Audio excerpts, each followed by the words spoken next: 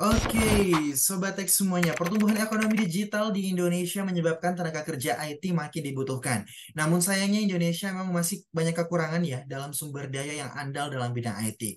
StudyTech di sini lahir sebagai komunitas yang ingin berkontribusi dan memiliki motivasi yang tinggi atas masalah minimnya tenaga digital di Indonesia. Semoga setelah menyaksikan video tadi, Sobat Tech yang hadir di sini jadi makin lebih kenal ya dengan StudyTech. Jadi, bagi Sobat Tech yang hadir, jangan lupa nih buat kepoin website studytech.id atau di sosial media Instagram, TikTok, dan juga LinkedIn StudyTech untuk informasi lebih lanjutnya. Oke, Sobat Tech, selanjutnya kita akan masuk langsung ke inti acara. Kita akan sama-sama belajar dan berdiskusi langsung dengan seorang praktisi IT yang telah berkarir selama 17 tahun dan saat ini menjadi Head of Development di salah satu IT company di Indonesia. Nah, oke, perkenalkan nama saya Albert. Saya lulusannya dari Bandung ya, dari Universitas Katolik Parahyangan jurusan Ilmu Komputer. Jadi saat itu saya lulus di akhir tahun 2006 dan 2007 saya mulai menjadi web developer di Sistemik Likmi di Bandung. Kalau ada orang Bandung mungkin tahu ya di daerah Dago.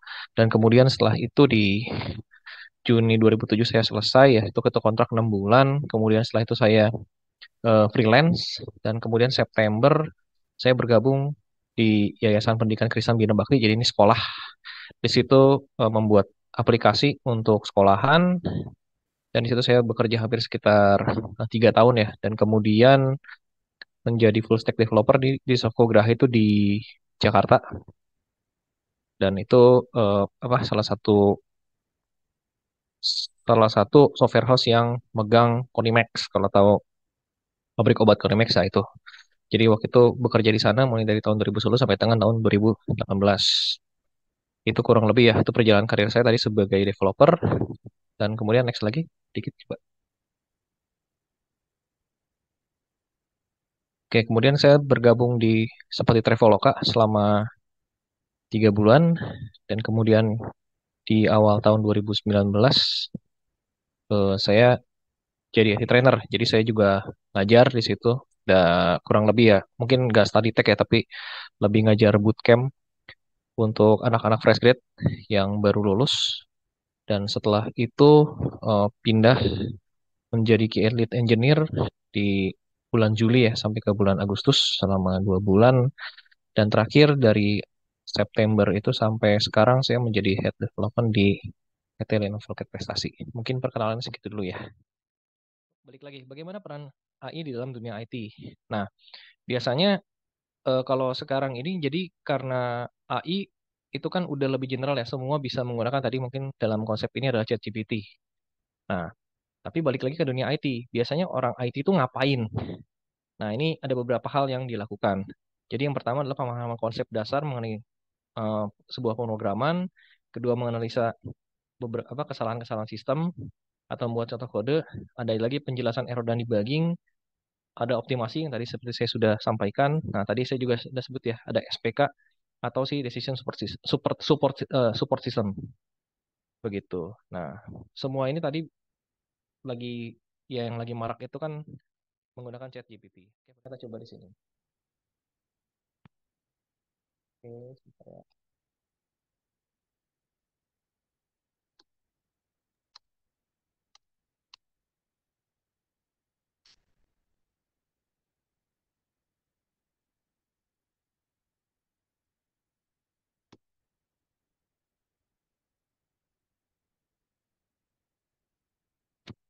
Oke, nah ini yang kita dapatkan sekarang bisa mulai ini benar-benar langsung dijelasin semua.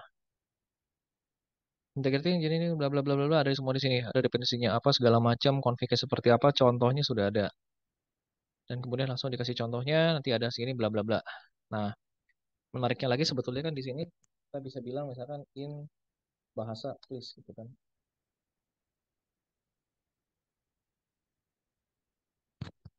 Nah, ini yang menariknya adalah kita bisa mengertinya lagi dalam bahasa Indonesia. Oke. Nah, ini sesuatu yang mungkin zaman dulu tuh nggak ada. Jadi kalau kita nanya kan selalu harus bertanya dalam bahasa Inggris sehingga orang lain bisa menjawab. Dan balik lagi, itu pun tergantung dari ada yang mau menjawab pertanyaan Anda atau tidak. Tuh, saya sempat waktu itu pernah bagian riset juga. Ketika riset itu ada sebuah pertanyaan yang apa ya, maksudnya ini tidak common. Kenapa? Karena saya menggunakan sebuah teknologi yang tidak common gitu dan saya harus bertanya, apakah misalkan dia bisa seperti ini atau enggak? Itu nunggu sampai satu dua bulan pun nggak ada jawabannya. Jadi juga mungkin apa ya, salah satu ya ini tips juga untuk teman-teman semua di sini ketika kita menentukan mau menggunakan sebuah teknologi, kita perlu tahu dulu komunitasnya itu banyak atau enggak. Bukan sekedar cuma canggih, oh bisa begini, oh bisa begitu. Nah, saya sudah pernah merasakannya dulu ketika teknologinya canggih, tapi yang pakai anggaplah cuman 1% lah dari seluruh komunitas di dunia, yaitu. Jadinya kita agak sulit untuk mengembangkannya. Tapi kalau kita punya apa komunitas yang baik, harusnya itu bisa ikut menjawab. Nah, saya juga sempat waktu itu tanya hal tersebut di ChatGPT. Ternyata ChatGPT pun juga nggak tahu. Kenapa? Karena ya dibilang ini nggak common digunakan. Biasanya menggunakannya teknologi yang lain. Seperti itu dia akan menyampaikan hal itu. Nah, itu juga menjadi salah satu apa ya, maksudnya kelebihan lah. Jadi supaya kita nggak nyari stres sampai ya tanda kutip tadi sampai bego gitu terus nggak ada yang ngejawab kita mau berdoa ada yang jawab nggak ya. Bukan, tapi kalau dia udah langsung ngasih suggestion sebaiknya menggunakan yang lain atau gimana tuh ya ada. Nah ini ada oke udah keluar ya. Nah jadi contoh di sini eh misalkan lagi bahas tentang microservice. Nah saya di sini bertanya, nah apakah lebih bagus antara Java atau Golang untuk microservice? Nah dia jawab kan bla bla bla bla bla bla ini ada semua. Terus saya tanya lagi apa semua ditanya di sini jawab ada. Nah, kemudian saya biasanya bertanya lagi apakah ada sampelnya apa enggak nanti dikasih lihat seperti itu. Nah, dikasih lagi contohnya ada kan. Nah, kemudian saya bertanya lagi, oh jadi maksudnya gini-gini. Nanti jawab, oh iya betul, bla bla bla bla bla. Jadi kita juga sebenarnya bisa ngobrol dengan ini. Yang ada saya bisa bertanya gitu. Nah, terus ya mungkin dilihat lagi ya. So the result it depends on ini, right? Gitu bla bla bla. Saya minta konfirmasi dari dia. Nanti dia akan jawab, oh iya betul, bla bla bla bla bla. Jadi kita bisa bisa menganggap dia pun sebagai teman ya, bukan cuma sebagai alat gitu. Nah ini so it fit for the NoSQL? Yes, bla bla bla bla bla dijawab. Nah terus saya tanya lagi nih, pakai bahasa Indonesia dijawab juga ada, dijelaskan semua. Terus saya bilang, oh enggak, maksudnya mana yang lebih baik antara ini. Nah tetap jawabannya dia akan bilang, dia jadi ke ChatGPT ini kalau kita lihat dia tuh selalu apa tidak memihak ya. Jadi dia kembalikan lagi semua pilihannya ke kita. Jadi mungkin seperti yang disinggung di depan ya ini bisa dibilang seperti decision support system. Jadi cuman nih ada pilihannya silakan lu yang mutusin gitu.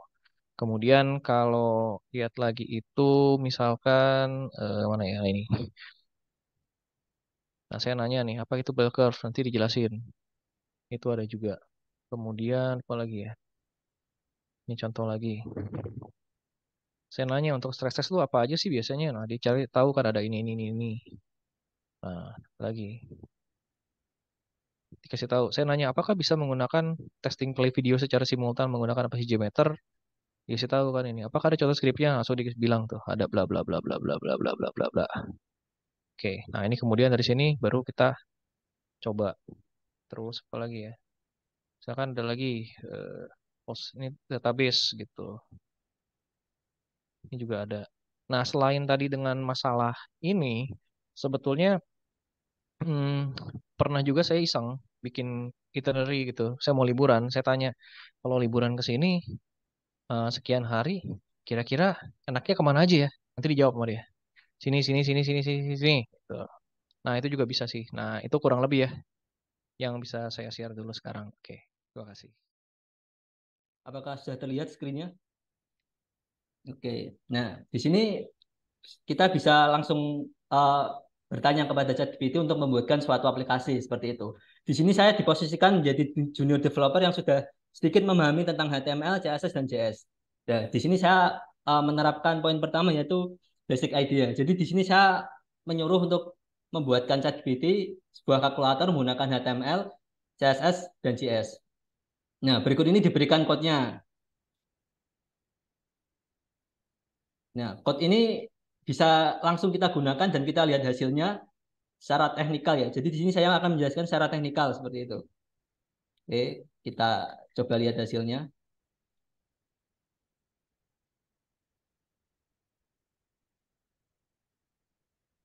Nah, di sini kan kita sudah mendapatkan ide basic dari kalkulator tersebut ya. Dengan tampilan yang kurang memuaskan dan kurang baik seperti itu. Secara fungsionalitas ini juga sudah bisa berjalan dengan baik. 9, 29 kali 2, 58, dan seterusnya. Nah, apa namanya? Setelah kita membuat dengan desain yang jelek, yang kurang bagus seperti itu, kita bisa menanyakan lagi untuk membuat code-nya lebih baik seperti itu. Code itu masih kurang bagus. Bisakah kamu membuat code itu lebih bagus didesain dan dengan warna hitam dan putih? Jadi di sini kita bisa menanyakan ke ChatGPT secara uh, mengerucut seperti itu, sehingga memberikan code yang sesuai dengan apa yang kita inginkan. Coba kita terapkan lagi code-nya.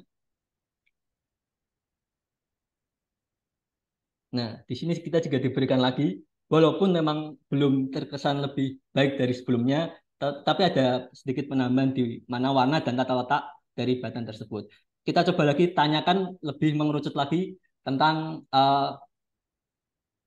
aplikasi ini ya. Kemudian saya bertanya lagi nih, uh, warnanya membuat mata saya sakit dan juga bisakah kamu membuatnya lebih lembut dengan menggunakan warna hitam dan abu-abu. Kita terapkan lagi code yang telah diberikan. Tentu saja saya sudah menambahkan warna hitam dan abu-abu dengan lebih lembut. Kita coba terapkan lagi code-nya. Nah, di sini juga sudah ada updatean dari desainnya, lebih lembut, enak dilihat, tapi masih datanya masih tidak rapi, teman-teman. Jadi kita tanyakan lagi ke ChatGPT untuk membuatnya lebih rapi seperti itu. Ini sudah pertanyaan keempat atau lima.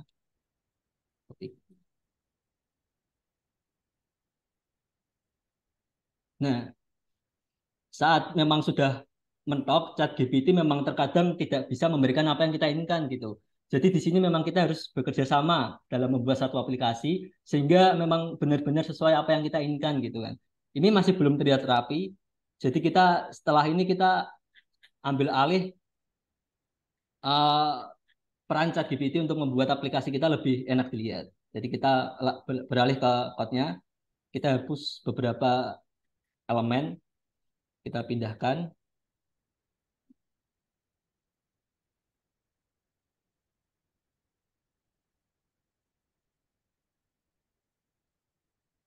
Dan memang ChatGPT kurang masih kurang bisa mengerti apa yang kita inginkan ya teman-teman. Jadi kita memang benar-benar harus ikut andil bekerja sama. Nah, kita bisa lihat di sini bahwa buttonnya sudah terlihat rapi dan enak dilihat juga.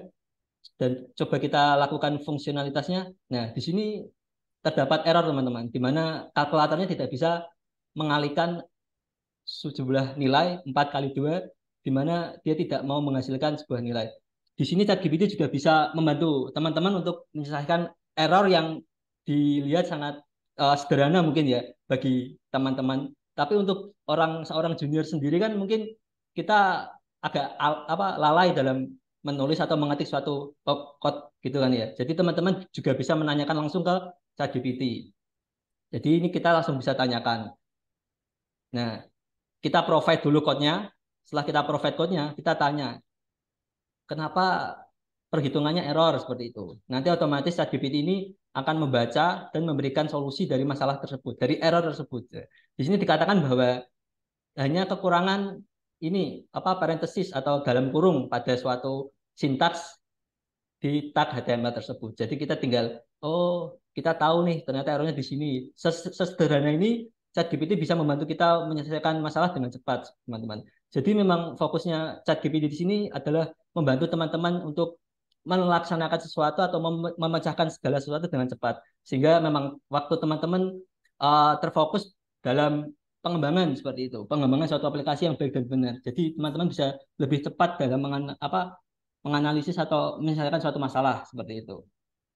Nah, ini kan di sini kita kurang parentesis, teman-teman, kurang dalam kurung. Nah, kita berikan dulu dalam kurungnya dan kita coba lihat hasilnya. 4 kali 2 sama 4 kali 2 sama dengan 8. Nah, teman-teman bisa lihat bahwa ChatGPT secara cepat membantu kita menyelesaikan suatu masalah yang ada dari code yang telah kita buat tersebut. Dan memang sangat membantu bagi teman-teman yang ingin belajar bahasa baru, juga bisa ditanyakan langsung ke ChatGPT penjelasan dari suatu code tersebut. Di sini kita sudah bisa melihat bahwa ChatGPT membantu membuat suatu aplikasi, basic ID-nya kita diberi, terus kemudian membantu menyelesaikan suatu masalah atau error dari suatu code yang telah kita buat. Jadi memang benar-benar dikasih apa namanya solusi dari error yang terjadi. Kemudian yang terakhir adalah kita bisa melihat bahwa apa HTML ini terlihat terkesan lebih apa terlalu panjang ya nggak mudah dibaca seperti itu kan. Kita bisa menyuruh ChatGPT untuk membuatnya menjadi sederhana. Jadi kita tinggal provide code-nya, kita suruh dia untuk menyederhanakan code tersebut. Ini coba saya apa terapkan yang telah diberikan oleh ChatGPT.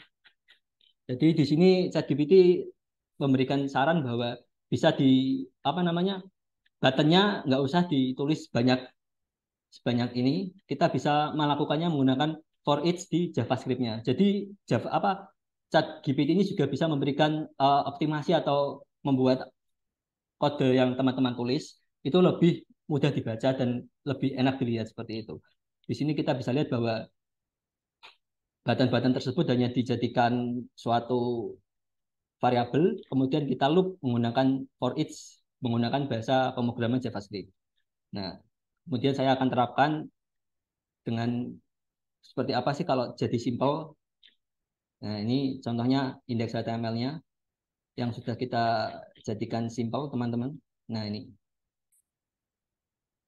Dari sepanjang ini, teman-teman bisa lihat bahwa kita bisa membuat sederhana uh, suatu code yang teman-teman tulis atau teman-teman bangun jadi lebih lebih simpel gitu. Di sini kita menambahkan dua file baru yaitu style.css dan calculator.js. Saya terapkan dulu.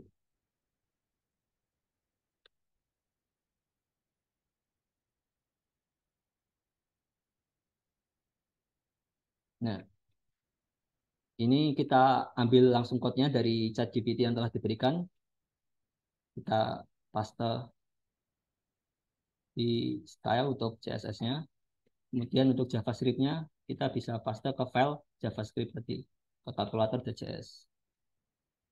Nah, dari sini kita bisa lihat bahwa ChatGPT memang sangat membantu kita membuat aplikasi yang sederhana, simple, menjadi lebih mudah dibaca, seperti itu. Coba kita lihat hasilnya. Nah, dan hasilnya masih sama dan sangat membantu sekali untuk para programmer pemula ya teman-teman untuk memahami flow-nya atau mempermudah dalam membaca suatu code. Kurang lebih seperti itu dari saya. Sekian, terima kasih. Oke, itu jawabannya. Nah, kalau mau saya kasih analogi, sekarang saya tanya nih, pentingan mana kamu tahu teori atau tahu jawabannya? Percuma tahu jawabannya kalau nggak tahu teorinya. Gitu. Jadi tetap dibutuhkan apa sih manual booknya tadi itu kan. Itu tetap butuh. Itu harus ada. Kenapa? Karena itu dasarnya. Basicnya itu. Tanpa itu ya penerapannya nggak akan bisa dilakukan gitu. Jadi kita jangan cuman langsung to the point, oh penerapannya seperti ini. Nggak bisa gitu juga. Tetap dibutuhkan. Makanya tadi kan karena memang ya dari sisi tadi yang didemokan itu kan kalau dari Alif sendiri langsung lebih ke arah praktikalnya. Jadi solusinya seperti apa? Kalau dengan saya, kalau tadi mungkin lihat dengan chat GPT saya kan saya lebih ke arah konsepnya seperti apa gitu. Nah ini mungkin juga yang membedakan nih mana programmer yang junior ataupun yang senior gitu. Kalau dari pengalaman saya nggak bisa nih cuma langsung terima tadi yang hasil jadinya. Saya perlu tahu dulu dasarnya itu apa, konsepnya itu apa. Baru saya nanti baru cari apa in practicalnya seperti apa gitu kurang lebih. Mungkin cukup sekian untuk materi yang disampaikan pada study talk kali ini. Sebelum saya membagikan informasi link presensi, boleh kali ya kita pada on cam dulu untuk mendokumentasikan momen keseruan kita sore hari ini. Mungkin kita tunggu sebentar, Sobat Tech. yang belum sempat on cam. Wah, kelihatan nih wajah-wajah tampan dan juga cantiknya yang sore hari ini masih semangat nih ikutan belajar bersama kita di kesempatan sore hari ini. Tadi Pak Albert dan juga Mas Alif udah berdiskusi banyak sama kita hari ini.